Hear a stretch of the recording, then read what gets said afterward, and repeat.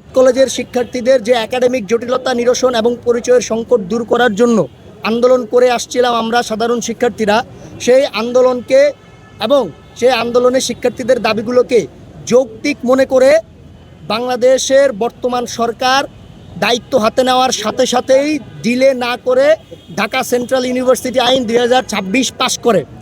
অর্থাৎ এই ক্ষেত্রে সরকার সম্পূর্ণরূপে শিক্ষার্থীদের পক্ষে অবস্থান নিয়েছে।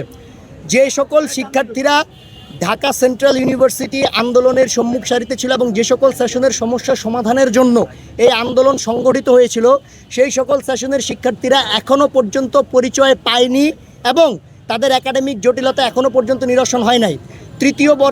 দ্বিতীয় বর্ষের অনেক সেশনের শিক্ষার্থীদের গত 8 মাস আগে পরীক্ষা হয়েছে, কিন্তু এখনও পর্যন্ত ফলাফল প্রকাশ পায়নি।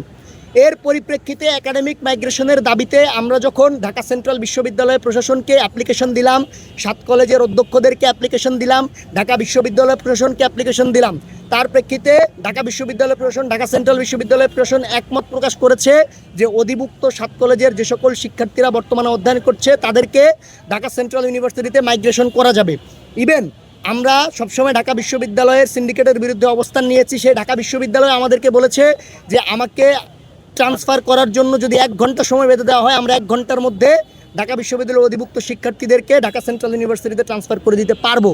এর প্রেক্ষিতে আপনারা জানেন গত কিছুদিন আগে ঢাকা কলেজ ক্যাম্পাস থেকে আমাদের ঢাকা সেন্ট্রাল ইউনিভার্সিটির ভিসি মহোদয় নুরুল ইসলাম স্যার এবং ট্রেজারার মহোদয় বোরান স্যার তারা এখানে এসে ঘোষণা দিয়েছিলেন যে সরকার একাডেমিক মাইগ্রেশনের বিষয়ে 7 কলেজের সকল রানিং সেশনের শিক্ষার্থীদের দাবিকে আমলে নিয়ে মেনে নিয়েছে এবং যারা এটার বিরোধিতা করছে তাদেরকে অবশ্যই শাস্তির আওতায় আনার ব্যবস্থা করছে। কিন্তু আমরা দেখতে পাচ্ছি যে মতবিনিময় সভার নামে 7টা কলেজ একাডেমিক মাইগ্রেশনের যে পদক্ষেপ, সেই পদক্ষেপটাকে ডিলে করার একটা পায়তারা চলছে। ইভেন আমরা কিন্তু এখনও পর্যন্ত সহাবস্থানে আছি, কারণ আমরা জানি সরকার আমাদের বিপক্ষে নয়, শিক্ষা মন্ত্রণালয় আমাদের বিপক্ষে নয়, ঢাকা বিশ্ববিদ্যালয় আমাদের বিপক্ষে নয়, ঢাকা সেন্ট্রাল বিশ্ববিদ্যালয় আমাদের বিপক্ষে নয়। তাহলে যারা আমাদের বিপক্ষে অবস্থান নিয়েছে তারা তো সরাসরি সরকারের বিপক্ষে অবস্থান নিয়েছে। সরকার যে সেন্ট্রাল বিশ্ববিদ্যালয় আইন পাস করেছে তারা সরাসরি সেই আইনের বিপরীতে অবস্থান নিয়েছে। তাহলে কেন এখনো পর্যন্ত যারা আমাদেরকে খেপিয়ে রাস্তায় নামাতে চাচ্ছে তাদের বিরুদ্ধে সরকারের পক্ষ থেকে কোনো ব্যবস্থা গ্রহণ করা হচ্ছে না?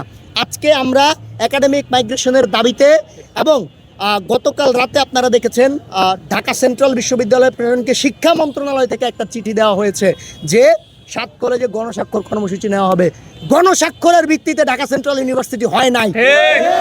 ঢাকা সেন্ট্রাল ইউনিভার্সিটির জন্ম হয়েছে রানিং সেশনের শিক্ষার্থীদের একাডেমিক জটিলতা নিরসন এবং পরিচয়ের সংকট দূর করার জন্য। আপনারা এখন গণস্বাক্ষরের নামে নাটক শুরু করছেন। গণস্বাক্ষরের ইস্যু এবং শিক্ষার্থীদের মতামতের ইস্যু তো সেই দিনই শেষ হয়ে গেছে যেই দিন ঢাকা সেন্ট্রাল বিশ্ববিদ্যালয়ে অধ্যাদেশ পাশ হয়েছে এবং সরকার ক্ষমতা নেওয়ার মাধ্যমে ঢাকা সেন্ট্রাল বিশ্ববিদ্যালয় আইন সংসদে পাশ করেছে, সেই দিনে এটার চ্যাপ্টার ক্লোজ। তাহলে আপনারা গণস্বাক্ষরের নামে কেন শিক্ষার্থীদের ক্ষোভকে আরও ফুসিয়ে দিচ্ছেন?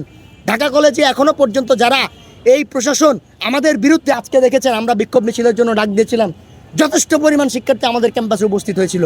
ইডেন কলেজ থেকে শুরু করে পূর্বের মতো ঢাকা কলেজের যে মুক্ত মাঠে, মুক্ত অঞ্চলে আমরা তিতুমির থেকে শুরু করে সবাই অবস্থান নিয়েছিলাম। ঢাকা কলেজ প্রশাসন যিনি 7 কলেজ আন্দোলনের কারণে মেয়াদ উত্তীর্ণ হওয়ার পরেও এখনও আসনে বসে আছেন অধ্যক্ষের, তিনি আমাদের সাথে আজকে সবচেয়ে খারাপ এবং রূঢ় আচরণ করেছেন।